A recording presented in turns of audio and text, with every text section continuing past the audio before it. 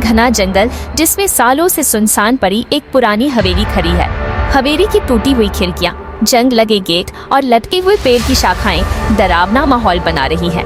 रात के अंधेरे में हवेली से हल्की हल्की रोशनी आती दिखती है और कोई धीमी फुसफुसाहट सुनाई देती है।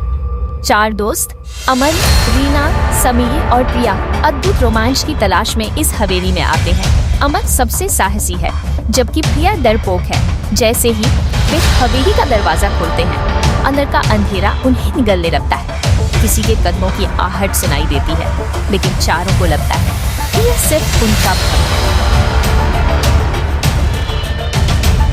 हवेली की दीवारों पर धूल से ढकी पुरानी पेंटिंग्स लटकी है। एक चित्र में एक परिवार है, लेकिन उनकी आंखें लाल रंग में चमक रही है। अचानक हवा तेज हो जाती है और एक महिला की सिसकियां सुनाई देती है।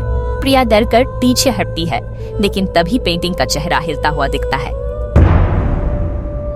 चारों एक बंद दरवाजे के सामने आते हैं जिस पर खून से मत खोलो लिखा होता है, लेकिन जिज्ञासावश अमन दरवाजा धक्का देकर खोल देता है।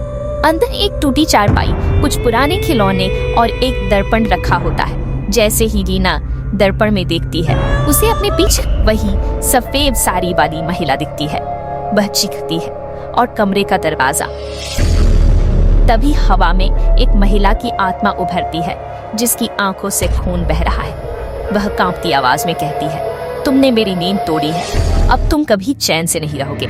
चारों डर के मारे दरवाजे की तरफ दौड़ते हैं, लेकिन दरवाजा अंदर से लॉक हो जाता है। अमन दरवाजा जोर से पीटता है, जबकि प्रिया जमीन पर गिरकर रोने लगती है। आत्मा जमीन से कुछ इंच ऊपर हवा में तैर रही है और धीरे धीरे चारों की ओर बढ़ रही है। तभी समीर दीवार पर टंगी एक पुरानी माला उतारता है और आत्मा की तरफ फेंकता है। आत्मा तेज चीख के साथ गायब हो जाती है और दरवाजा खुल जाता है। चारों दौड़ते हुए हवेली से बाहर निकलते हैं और अपनी गाड़ी में बैठते हैं। जैसे ही वे गांव की तरफ जाने लगते हैं, प्रिया की नजर पीछे बैठी रीना पर पड़ती है। रीना की आंखें अब लाल हैं और वह धीमे स्वर में हंस रही है।